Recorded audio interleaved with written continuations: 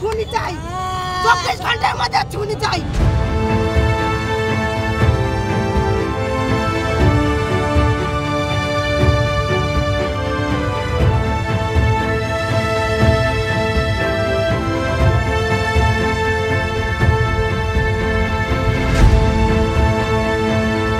কি মনে হচ্ছে কেন মারলো? কিছু মনে করে কেন মারলো?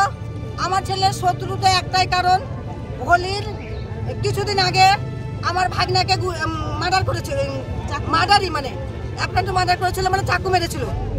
ভাগনাকে দাদাকে যদি মারে ভাইরা যাবেই, সবাই গেছে, আমার ছেলেরাও গেছে, মানে গোটা পাড়ার লোকই গেছে। তারপর থেকে একটা ওরা মানে কেস করেছিল। যাই হোক, এটা একটা শত্রুতা আছে, এটা একটা শত্রুতা আছে।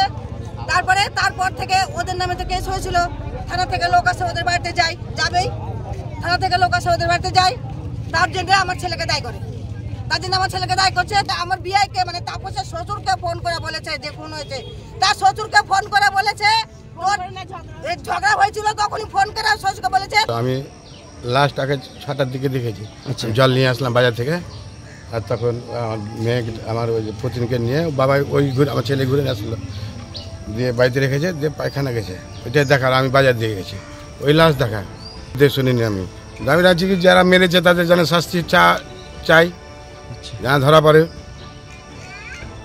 আর আমাদের তো সবই সূত্র এখানে ফাঁসি হয়, হ্যাঁ ফাঁসি আগে দরকার। এখন না দেখি কাকে কি বলবো বলেন, সরাসরি পাড়ার লোকেরই সাহস আছে, এখন কে মেরেছে নাম তো আর না দেখে তো বলতে পারছি না। ধরা পড়ুক যেন ফাঁসি হয়, ছেলেকে ঘুরে পাবো কি।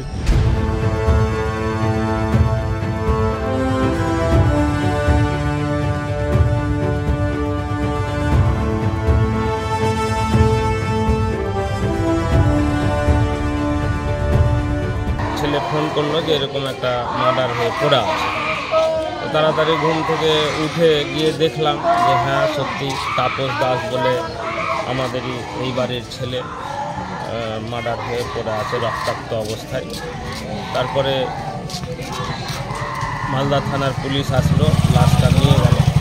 তো এটা খুব দুর্ভাগ্যজনক ঘটনা, এবং এটা প্রকৃত যে দোষী, আমি প্রশাসনের কাছে আবেদন রাখবো একজন সমাজসেবক হিসাবে অতি সত্বর দোষীকে খুঁজে বের করা হোক এবং তার শাস্তির ব্যবস্থা। মালদায় এক যুবকের মৃতদেহ উদ্ধার হয়েছে, কি বলবেন? ছাতিয়ান মোড়ের তাপস দাস খুন হয়েছে। ছাতিয়ান মোড় এলাকাটা পুরোটাই হচ্ছে বিজেপির সমস্ত সমর্থকের পরিবারেরা বসবাস করে, বিজেপির সমর্থক। আমি এই ব্যাপারটা শুনলাম আজকে উনি থেতলেই খুন করা হয়েছে, এবং নিশ্চয়ই এটাকে হচ্ছে যে চক্রান্ত করেই খুন করেছে। এই বিষয়টা গিয়ে আরও পরিষ্কার হব। আমি ওখানে আমার একটা সাংগঠনিক প্রোগ্রাম আছে, ওই প্রোগ্রাম করার পরে, যেহেতু পূর্ব নির্ধারিত প্রোগ্রাম, তো ওই প্রোগ্রামটা করার পর ওখানে যাব, দেখা করবো। আরও আমাদের কার্যকর্তারা ওখানে গেছেন, ওরা এই বিষয়টা ওরা দেখছেন, তদন্ত করছেন, যাওয়ার পরে আরও পরিষ্কার। মৃত যুবক কি আপনাদের দলের কোনো সদস্য? আমাদের তো সমর্থক সব ওখানে। আমার ছাতিয়ান মোড় তো পুরোটাই বিজেপি সমর্থিত সমস্ত এলাকা, ওখানে সবই তো সমর্থক আছে, সব বিজেপি পরিবার সব ওখানে। আপনারা জানেন যে ওখানে যখন ভোট হয় তো সব বিজেপির পক্ষে ভোট দেয়। তাপস দাস আমাদের তৃণমূল কংগ্রেসের সক্রিয় কর্মী, বিজেপি এটা মিথ্যে কথা বলছে তাদের কর্মী। এটা পুরোপুরি যেহেতু নির্বাচন সামনে, এই নির্বাচনে একটা হাওয়া তোলার জন্য এটা মৃত্যুকে নিয়ে রাজনীতি করছে। এবং তাপস দাস তৃণমূলের যে সক্রিয় কর্মী, সে পঞ্চায়েত নির্বাচনে তৃণমূলের সক্রিয় হয়ে কাজ করেছিল, তৃণমূলের প্রার্থীর হয়ে ছাতিয়ানগাছিতে। এবং সেই জায়গাটায় দাঁড়িয়ে দেখেছি যে বিজেপি থেকে তারা আক্রান্ত হয়েছিল।